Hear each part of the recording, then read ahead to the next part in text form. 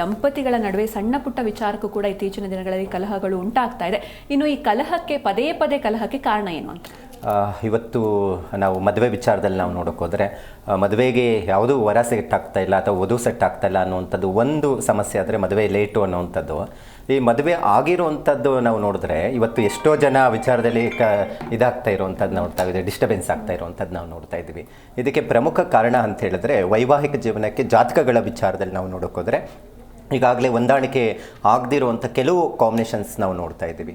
ಇದರಲ್ಲಿ ಏನಾಗುತ್ತೆ, ಕೆಲವೊಂದು ಸಂದರ್ಭದಲ್ಲಿ ಗ್ರಹಮೈತ್ರಕೂಟ ಅನ್ನುವಂಥದ್ದು ಬಹಳ ಪ್ರಮುಖ ಕೆಲಸ ಮಾಡುವಂಥದ್ದು ನಾವು ನೋಡ್ತಾ ಇದ್ವಿ. ಈ ಗ್ರಹಮೈತ್ರಕೂಟ ಸರಿ ಇಲ್ಲ ಅಂದಾಗೂ ವೈವಾಹಿಕ ಜೀವನ ಒಂದಿಷ್ಟು ಡಿಸ್ಟರ್ಬೆನ್ಸ್ ಬರುವಂಥ ಸಾಧ್ಯತೆ ಇರುತ್ತೆ. ಮತ್ತು ಕಳತ್ರ ದೋಷಗಳು ಅಂತ ಹೇಳ್ತೀವಿ. ಇವತ್ತು ನೋಡಿ, ಕಳತ್ರ ದೋಷ ಅಂದರೆ 2 ಮದುವೆ 3 ಮದುವೆ ಅವರೆಗೂ ಹೋಗ್ತಾ ಇದೆ. ಇವೆಲ್ಲವೂ ಕಾರಣ ಜಾತಕಗಳ ಸರಿಯಾದಂತಹ ಹೊಂದಾಣಿಕೆ ಇಲ್ಲದಿರುವಂತಹದ್ದು ಪ್ರಮುಖ ಕಾರಣ ಅನ್ನುವಂಥದ್ದು ಹೇಳಬಹುದಾಗಿದೆಯಮ್ಮ.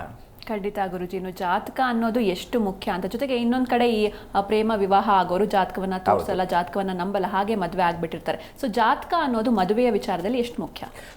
ಬಹಳ ಮುಖ್ಯವಾಗಿರುವಂಥದ್ದು. ಇವತ್ತು ನೋಡಿ, ಜಾತಕಗಳು ಸರಿಯಾಗಿ ಹೊಂದಾಣಿಕೆ ಆಗದಿರಾ ಇವತ್ತು ಕೋರ್ಟು ಕಚೇರಿಯವರೆಗೂ ಹೋಗಿರೋವಂಥದ್ದಿದೆ. ನೀವು ಹೇಳಿದಂಥ ರೀತಿಯಲ್ಲಿ ಈ ಪ್ರೇಮ ವಿವಾಹದ ವಿಚಾರದಲ್ಲಿ ನಾವು ನೋಡೋಕೆ ಹೋದರೆ, ಮೊನ್ನೇನು ಮಾತನಾಡುವಾಗ ಹೇಳ್ತಾ ಇದ್ದೆ, ಈ ಪ್ರೇಮ ವಿವಾಹದ ವಿಚಾರದಲ್ಲಿ ಎಷ್ಟು ಡಿಸ್ಟರ್ಬೆನ್ಸ್ ಆಗ್ತಾ ಇದೆ ಅಂತ ಹೇಳಿದ್ರೆ, ಈಗ ಆಗಬಾರ್ದು ಅಂತ ಹೇಳ್ತಾ ಇಲ್ಲ, ಇವತ್ತು ಸರ್ವೇ ಸಾಮಾನ್ಯ ಆಗಿದೆ. ಪ್ರೇಮ ವಿವಾಹ ಅನ್ನುವಂಥದ್ದು ಪ್ರತಿ ಮನೆಗಳಲ್ಲಿನೂ ಒಂದು ಯಾವುದೋ ಇಷ್ಟಪಟ್ಟಿರ್ತಾರೆ, ಅದು ತಂದೆ ತಾಯಿ ಒಪ್ಪಿ ಮದುವೆ ಆಗ್ತಾ ಇರುವಂಥದ್ದು ಘಟನೆ ನಾವು ನೋಡ್ತಾ ಇದ್ದೀವಿ. ಹಿಂದೆ ಪ್ರೇಮ ವಿವಾಹ ಅಂತ ಹೇಳಿದ್ರೆ ಅದು ಒಂದು ಭಾರಿ ತಪ್ಪೇನೋ, ಅದು ಸರಿ ಇಲ್ವೇನೋ ಅನ್ನೋವಂಥ ಮನಸ್ಥಿತಿಗೆ ಹೋಗ್ತಾ ಇದ್ರು. ಯಾಕಂದರೆ ಜಾತಿ ಧರ್ಮ ಇಂಥದ್ದೆಲ್ಲ ಹೆಚ್ಚು ಗಮನ ಕೊಡ್ತಾ ಇದ್ರು.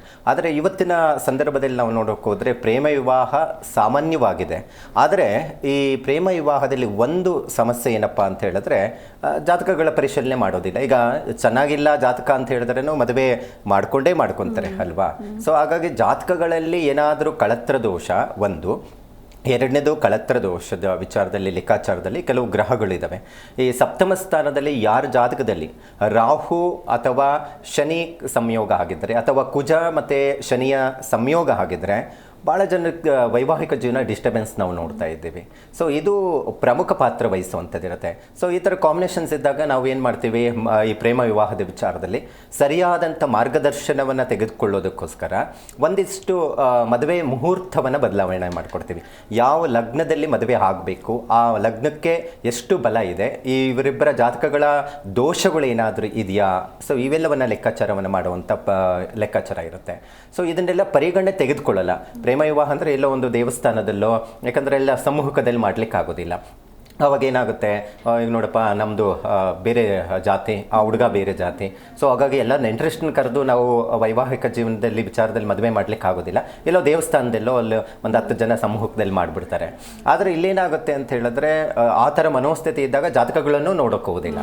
ಸೊ ಅಂಥ ಸಂದರ್ಭದಲ್ಲಿ ಏನಾಗುತ್ತೆ, ಇದು ಡಿಸ್ಟರ್ಬೆನ್ಸ್ ಜಾಸ್ತಿ ಆಗುವಂಥದ್ದು ನಾವು ನೋಡ್ತಾ ಇದ್ದೀವಿ.